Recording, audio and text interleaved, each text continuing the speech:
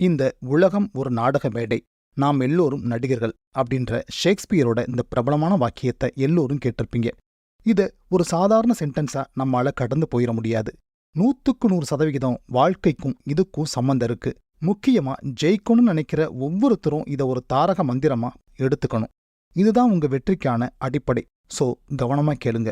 இந்த உலகம் அப்படின்ற நாடக மேடையில நாம எல்லோரும் வெவ்வேறு கதாபாத்திரமாக நடிச்சிட்டு இருக்கோம், அதாவது வாழ்ந்துட்டு இருக்கோம்.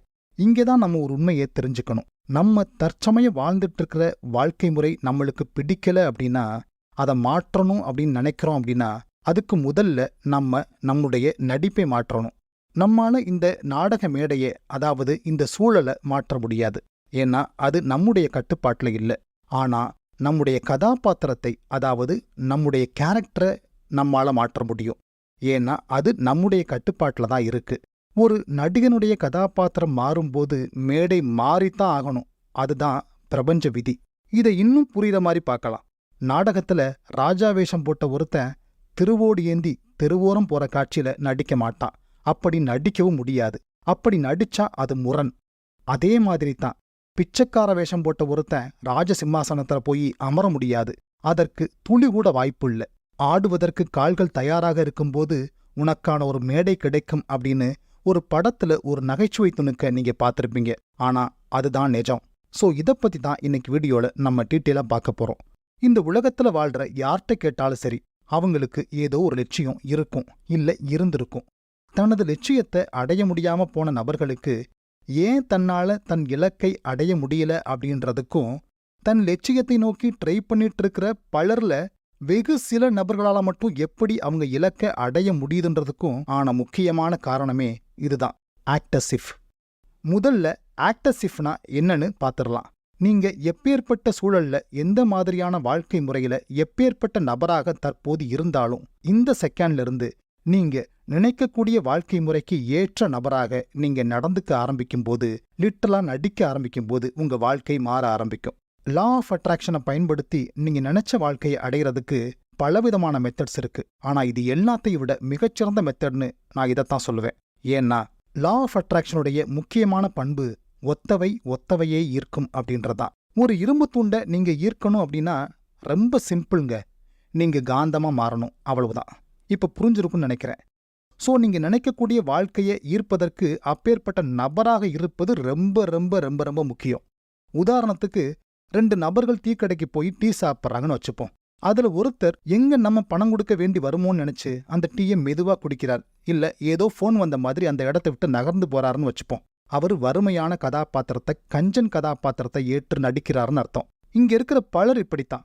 நானும் பெரிய செல்வந்தன் ஆகணும்னு ஆசைப்பட்டேன், என் துறையில மிகப்பெரிய ஆளுமையா வரணும்னு ஆசைப்பட்டேன், என் குடும்பத்துக்குள்ள ஒரு சமாதானத்தை உருவாக்க ஆசைப்பட்டேன், அந்த நினைப்பிலே தான் இருக்கேன்.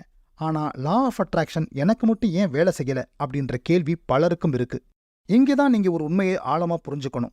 ஒரு விஷயத்தை நீங்க சாதிக்கணும், உங்களுடைய இலக்கை அடையணும் அப்படின்னா அந்த நினைப்புக்கு ஏற்ற வகையில் உங்களுடைய செயல்பாடு இருக்கணும், உங்களுடைய நடத்தை இருக்கணும். உங்களுடைய நினைப்பு ஒரு மாதிரியும் உங்களுடைய நடத்தை அதற்கு எதிரானதாகவும் இருந்துச்சுன்னா உங்களுடைய விருப்பத்திற்கு தடையா ஒரு தடுப்புச் சுவரை நீங்களே உருவாக்கிக்கிறீங்கன்னு அர்த்தம். உதாரணத்துக்கு நீங்க அன்பானவரா ஆகணும் அப்படின்னு ஆசைப்பட்டீங்கன்னா முதல்ல அன்பானவரா நடிக்க ஆரம்பிங்க, நடந்துக்க ஆரம்பிங்க. முக்கியமாக வழக்கமாக உங்களை கோபப்படுத்துற சூழல் வரும்போது அன்பா இருக்க முயற்சி பண்ணுங்க. ஆரம்பத்துல கொஞ்சம் கஷ்டமா இருக்கலாம். அதுல உங்களுக்கும் சரி, உங்களை கவனிக்கிறவங்களுக்கும் சரி ஒரு சின்ன போலித்தனம் தெரியலாம். இவர் என்ன வழக்கத்துக்கு மாற நடந்துக்கிறாரே அப்படின்னு அடுத்தவங்களுக்கு தோணலாம். ஆனா நாளடைவுல இது உங்களுடைய கேரக்டரா ஒரு நாள் மாறும். இதுவேதான் பணத்துக்கும் இன்னும் பிற விஷயத்துக்கும். நீங்க பணக்காரரா நடந்துக்கிறதுக்கும், உங்களை நீங்களே செல்வந்தரா பாவிக்கிறதுக்கும் உங்க பையில 10 ரூபாய் இருக்குன்றதோ இல்ல 10,000 ரூபாய் இருக்குன்றதோ ஒரு பொருட்டே இல்லை. நான் சொல்ற நடிப்பு அப்படின்றது அடுத்தவங்க முன்ன உங்களை பணக்காரரா பந்தாவா செலவு செஞ்சு காண்பிக்கிறத சொல்லல. இந்த நடிப்பு அப்படின்றது உங்களை நீங்களே பணக்காரரா நடத்திக்கிறது, அதாவது கருதிக்கிறது, யோசிக்கிறது, நடக்கிறது, உட்காருவது, பேசுவது, பழகுவதுன்னு ஒவ்வொன்றையும் அப்படிப்பட்ட நபராக உங்களை நீங்களே நினைச்சுக்குங்க, அதாவது நினைச்சு நடத்திக்குங்க. மனசு உன்னை திரும்ப திரும்ப பழகும்போது அது தன்னை அதுக்கேற்ற ஒரு நபராக தயார்படுத்திக்கும், மாற்றும். இதுதான் உளவியல். ரொம்ப சிம்பிளா சொல்லணும் அப்படின்னா, உங்களுடைய இலக்கை அடைஞ்சு மிகப்பெரிய உயரத்தை நீங்க தொடும்போது மத்தவங்க உங்களை எப்படி நடத்துவாங்களோ அதே போல உங்களை நீங்களே நடத்திக்கிங்க. இதுக்கு பின்ன உங்க ஆழ்மனம் எப்படி வேலை செய்துன்றதையும் நம்ம தெரிஞ்சுக்கலாம். நீங்க ஒரு படம் பார்க்குறீங்க, அது ஒரு பேய் படம். உங்க கான்சியஸுக்கு நல்லா தெரியும் அது ஒரு படம் தான், அதுல வர்றது பேய் இல்ல ஒரு நடிகர் தான் அப்படின்னு. அது படம்னு தெரிஞ்சுதான் அதை பார்த்துக்கிட்டு இருக்கோம் அப்படின்றதும் உங்க மனசுக்கு தெரியும். ஆனாலும் ஏன் ஒரு குறிப்பிட்ட காட்சிக்கு நீங்க பயப்படுறீங்க? உங்க இதய துடிப்பு அதிகரிக்குது. காரணம் என்ன அப்படின்னா, உங்களோட ஆழ்மனசுக்கு அதை நீங்க பார்த்துக்கிட்டு இருக்கிறது படம்னு தெரியாது. உண்மையாவே அந்த சூழல்ல நீங்க இருக்கீங்கன்னு கருதி தான் அதற்கேற்ற விளைவுகளை ஏற்படுத்துது. ஸோ இதிலிருந்து நம்ம தெரிஞ்சுக்கிறது என்ன அப்படின்னா, ஒரு குறிப்பிட்ட நபரா நம்ம நடந்துக்கும் போது அல்லது நடிக்கும்போது ஆழ்மனம் அதை உண்மைன்னு நம்ப ஆரம்பிக்கும். ஆழ்மனம் தொடர்ச்சியாக ஒரு விஷயத்தை உண்மைன்னு நம்பும்போது அதற்கேற்ற சந்தர்ப்ப சூழலை உங்களுடைய வாழ்க்கைக்குள்ள கொண்டு வர ஆரம்பிக்கும். இங்க பலர் நினைச்சுக்கிட்டு இருக்கிற மாதிரி மாற்றம் அப்படின்றது வெளியிலிருந்து நிகழக்கூடிய ஒன்று கிடையாது, நமக்குள்ள இருந்து நிகழக்கூடிய ஒன்று. எல்லாவற்றையும் விட இந்த டெக்னிக் ஏன் ரொம்ப பவர்ஃபுல்னு பலர்னால சொல்லப்படுது அப்படின்னா, இப்போ நீங்க ஒரு அஃபர்மேஷன் சொல்றீங்க இல்ல கேட்குறீங்க அப்படின்னா ஒரு குறிப்பிட்ட நேரம் மட்டும்தான் அந்த நடவடிக்கையில ஈடுபடுவீங்க. மற்ற நேரத்துல நீங்க வழக்கத்தின்படி உங்க பழக்கத்தின்படி நடந்துக்கிற ஆரம்பிப்பீங்க. இந்த லா ஆஃப் அட்ராக்ஷனோட முக்கியமான ரூல் என்ன அப்படின்னா, ஒரு நாள் முழுக்க எந்த எண்ணங்களை அதிகமா சிந்திக்கிறீங்களோ, எந்த ஒரு உணர்வை அதிகமா வெளிப்படுத்துறீங்களோ அதற்கான சூழல் நிறைஞ்ச வாழ்க்கையைத்தான் நீங்க ஈர்ப்பீங்க. ஸோ நீங்க ஆக்டசிவ் முறையை பயன்படுத்தும் போது நீங்க எப்பேற்பட்ட நபரா நடந்துக்கிறீங்களோ, அதாவது நடிக்கிறீங்களோ, அப்பேற்பட்ட நபருக்குரிய உடல் மொழியையும் உணர்வையும் தான் வெளிப்படுத்துவீங்க. அதாவது உங்க மனமும் உடலும் அந்த நாள் முழுக்க அதை பற்றி மட்டுமே சிந்திச்சிருக்கும், இயங்கியிருக்கும். அதனால தான் இங்கே பலர் திரும்ப திரும்ப சொல்றாங்க, இந்த உலகம் உங்களை எப்படி நடத்தினாலும் நீங்க உங்களை உயர்வா நடத்திக்கிங்க, நினைச்சுக்குங்க அப்படின்னு. ஏன்னா நம்மளை எப்படி நடத்துறோமோ அதேபடிதான் இந்த உலகம் நாளைக்கு நம்மளை நடத்தப் போகுது. நம்மளை நம்ம உயர்வா நடத்திக்கல இல்ல மதிக்கல அப்படின்னா நாளைக்கு நம்மளை ஒருவனும் மதிக்க மாட்டான் அப்படின்றதான் நிஜம்.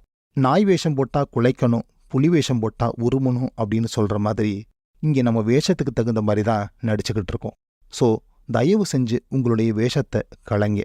உங்களுக்கு என்ன தேவையோ, என்னவாக விருப்பமோ அந்த நபருக்குரிய உடல் மொழியை, அந்த நபருக்குரிய நடத்தையை, அந்த நபருக்குரிய வாழ்க்கை முறையை கொஞ்சம் உங்க வாழ்க்கைக்குள்ள கொண்டு வர ஆரம்பிங்க. இப்படி நீங்க எடுக்கக்கூடிய ஒரு சின்ன முயற்சி தான் பிரபஞ்சத்திற்கு நீங்க இடக்கூடிய கட்டளை. அதாவது ஒருத்தன் எப்பவோ ஒரு தடவை தன்னுடைய இலக்கையும் லட்சியத்தை பத்தியும் சிந்திக்கிறதுக்கும், ஒருத்தன் நாள் முழுக்க அதே எண்ணத்தோட அதே உணர்வோட இருக்கிறதுக்கும் உள்ள வீரியம் உங்களுக்கு புரியும் நினைக்கிறேன்.